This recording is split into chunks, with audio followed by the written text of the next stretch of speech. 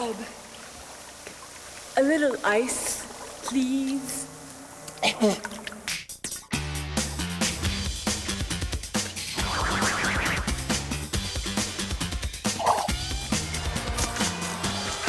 Sports figures, put your brain in the game. Let's say you wanted to build a skating rink right here. No problem, right? You could just throw water on the ground and you'd be in business. The temperature here is negative 35 degrees Fahrenheit. Whoa! Water would freeze pretty fast. Of course, you might have a little trouble getting spectators to show. Figure skating events happen all over the world, in cold and warm climates. That's a skating rink behind me. There's ice in there. But out here, it's 80 degrees Fahrenheit. So how do they do it? How do they ice skate in Southern California? It's easy, right? Like a refrigerator. You just freeze the water. Nowadays, we take refrigerators for granted. Back in the old days, They used to cut blocks of ice from frozen lakes in the winter and store them. Instead of refrigerators, they had ice boxes that were just like a cooler. primitive, right? But thanks to science, we can now have ice anywhere, anytime. But how does it work? How do we make ice? It's easy to make things warm, right? You just rub your hands together and you have heat. You can just burn something and you have heat. And you can use that object to make something else hot. But let's say you have a warm soda. Ugh, and you want to make it cold, right? Well, you could add ice. I mean, that's a good way to cool things off. Put them in contact with a colder object. If you had ice. That's Sasha Cohen. She's on the U.S. International Figure Skating team and won silver at the Nationals. She also just represented the U.S. in 2 international competitions and won gold at both. She's poised to be on the U.S. Olympic team. She spends a lot of time on the ice. But does she know how to make it? Sasha! Sasha! Ice is pretty important to you, right? Yeah, it'd be hard to skate without it. So how do they do it? How do they make ice? Well, they have to flood the floor with water first and then get it down below freezing and ice. Ah, so you just add cold. Well, actually, you can't do that. You have to remove the heat from the water. Remove the heat. Well, how do you do that? Well, you have to understand heat. Okay, so what is heat? Heat is a transfer of energy. Sasha! What is this mysterious form of energy called heat? This boiling water is hot. This ice is cold. Now, what that means on a microscopic level is that the molecules in this water are moving really quickly. So, a lot of kinetic energy. The molecules in the ice are moving too, but they're moving really slowly. So, less kinetic energy. The molecules that make up the things in our world are always moving, always. So everything has what we call internal energy. Hello, molecules. Hello. To make ice, we have to make the water cold, right? And to do that, we have to remove the internal energy, slow the molecules down. See, hot and cold are just how we experience differences in internal energy. Temperature is related to the kinetic energy of the molecules. Fast electronic cooking employs microwaves. That's how a microwave oven works. It excites the molecules inside the food with microwaves, gets them moving, and the food gets hot. So, if we want to compare the kinetic energies of their molecules, we can compare their temperatures. But just because something's got a high internal energy, that's not heat. Not to a scientist anyway. Remember, heat is a transfer of energy. Yeah, I was just getting to that. See, if something has a high internal energy, that means that the molecules are moving really fast. But that internal energy is not heat until it's in the process of transferring from one object to another. This hot plate is hot. There's a lot of kinetic energy in the molecules of this heating coil, but it's not heat until it transfers that energy, like to the air above it or to my hand. Now it's heat. It transferred the energy from the heating coil to my hand, and it hurt. When you're laying in the sun, you feel the sun's heat. That's a transfer of energy. Let's say my skin temperature is 98.6 degrees, and this water is 98.6 degrees. Well, when I get in, I don't feel anything. There's no transfer of energy, no heat exchange, because there's no temperature difference. If I put this block of ice on the ice, it wouldn't melt, right? There's no exchange of kinetic energy because there's no difference in temperature. There's no exchange of heat. And what does that tell us about heat? In order for heat to be exchanged, there has to be a temperature difference. And what is it called when heat is exchanged? That's called thermal energy. And what would Brian Boitano do? He'd make a plan and follow through. We all know that thermal energy can do work. The steam is doing work on the kettle. It's moving the lid. The thermal energy is being transferred to mechanical energy. That's how steam engines work, right? Coal or wood is burned. Energy is transferred as heat, thermal energy, to the water in this big tank. The water then turns to vapor, steam, which transfers its energy to these pistons. Just like the tea kettle lid, the pistons move back and forth, moving these arms which turn the wheels. The energy is conserved. It just transfers from one form to the other. That's something we know about energy. It can be transferred from one form to another, but it must be conserved. And that takes us to the first law of thermodynamics.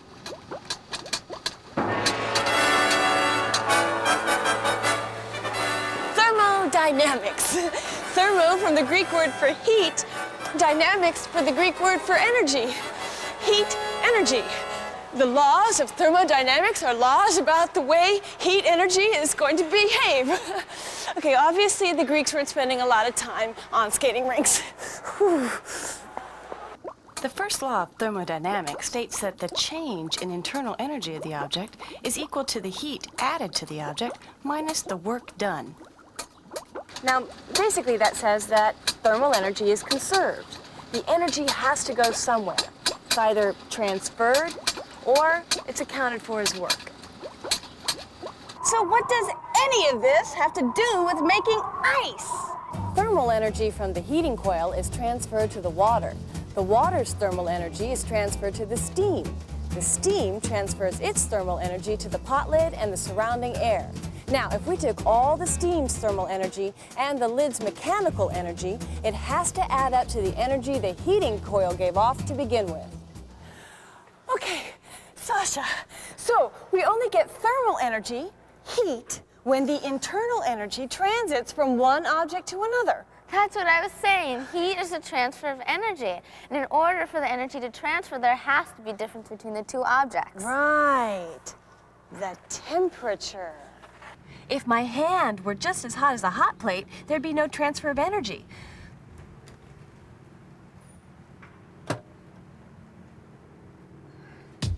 Now here's something totally cool we know about this transfer of energy. Let's say that Nancy is a hot object. She has a lot of kinetic energy. Her molecules are moving around. And Jackie is a cool object. Her molecules are moving more slowly.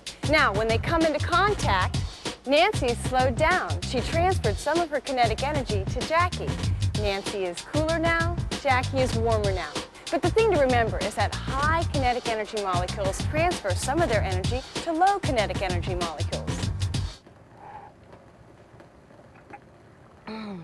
And that takes us to the second law of thermodynamics, which says simply that thermal energy transits naturally from objects with greater temperature to objects with lower temperature.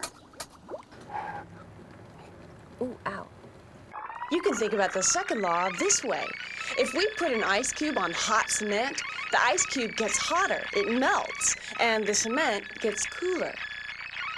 Energy would still be conserved if the water got colder and the cement hotter, but it never happens that way. It just doesn't. That's the second law. Is your refrigerator running? You better go catch it. The air outside the kettle is cooler. It has less kinetic energy than the steam inside the kettle. So the steam moves out of the kettle.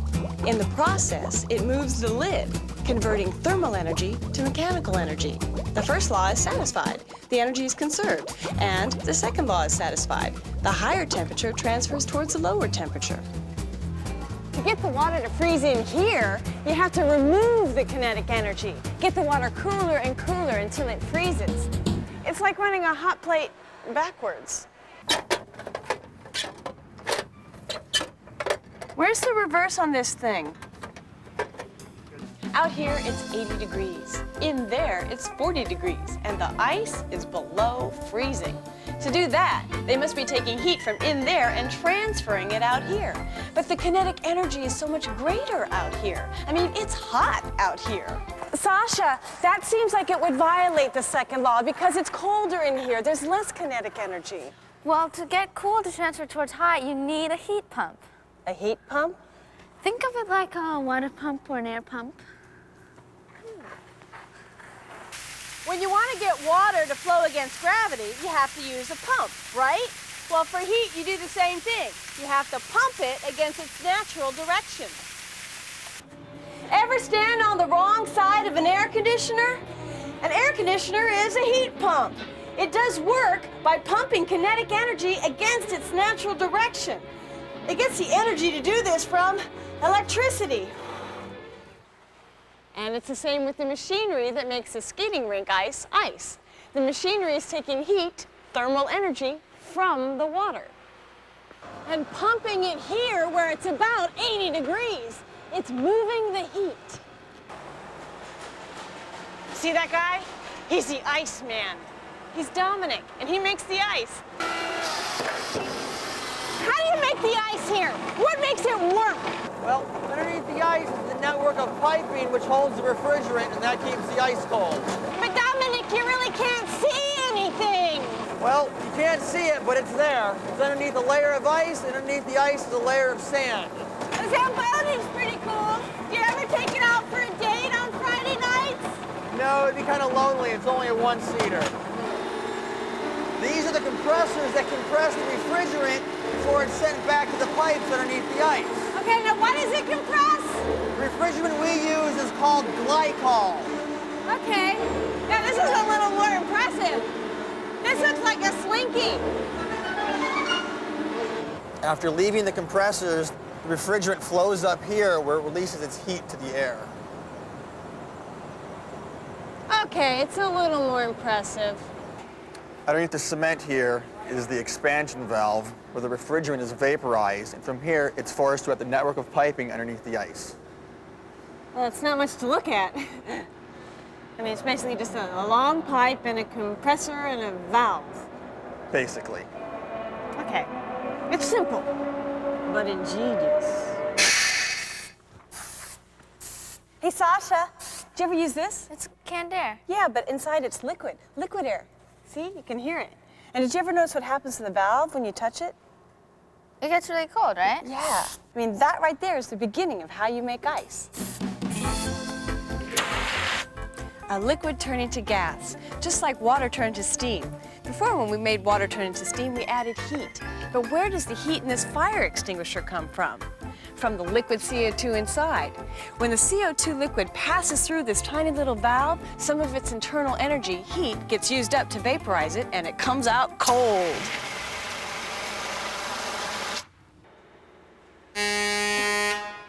The ice rink's big expansion valve is just like the little valve in this can here. The liquid in the cooling system vaporizes as it passes through the valve, and it cools in the process. That means that flowing through these pipes under here is a very, very cold vapor. Now, the water is warmer, so the kinetic energy in the warm water is being transferred to the vapor in the pipes. That's second law, right? Hey, excuse me. Did you know that there's kinetic energy that's being transferred right underneath you? It's amazing, right? This compressor here keeps the chemical moving through the system. It does the work needed to get the heat moving the wrong way. It takes energy from electricity to push the vapor through the condenser. The condenser turns the vapor back into a liquid. And in doing that, the liquid gains kinetic energy. It gets hotter. The liquid in these pipes is now very hot. It's hotter than the 80 degrees out here. So, second law again. The greater kinetic energy in the pipes flows to the lesser kinetic energy out here in the air. And they use fins, fans, sometimes cool liquid to extract as much of the heat as possible before it reaches the expansion valve to start all over again. The chemical makes a big loop, evaporating and cooling, taking kinetic energy from the water, being condensed, and transferring heat to the environment outside. And during each cycle, heat is transferred from the water, cooling it until it freezes. And voila, ice. It's so cool. It's cold, actually.